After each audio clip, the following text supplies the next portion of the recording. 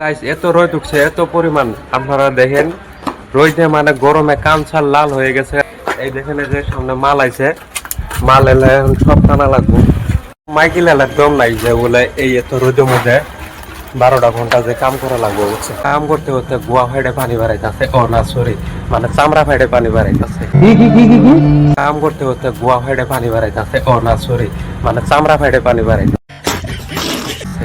এই সব মানে চিপ টানতে টানতে বুঝছেন।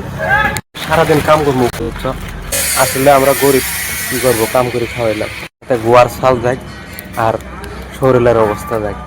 দেহার দরকার নাই, কাম করাই লাগবো, নলে ছেড়া মধ্যে হাত পাবো না। তো গাছ এত রোদের মধ্যে কাম করতে করতে গোয়ার চামড়া হুক্কায় কালা কুটকুড়া হয়ে যাবো, কুত্তার গুণ না হলা। তারপরে বিয়ে করতে যাবেন তখন কবো যে কালা জামাই পছন্দ হয় না, ধলা জামাই লাগে। শালা সেটার মধ্যে দিবা কি ধলা জামাই লাগে, কাম না করলে পরে সেটার মধ্যে ভাত যাবো না। গাইস বেশি ধলা ধলা করে যদি ধলা চেরার পাশে থাকেন তাহলে বুঝতে পারছেন না।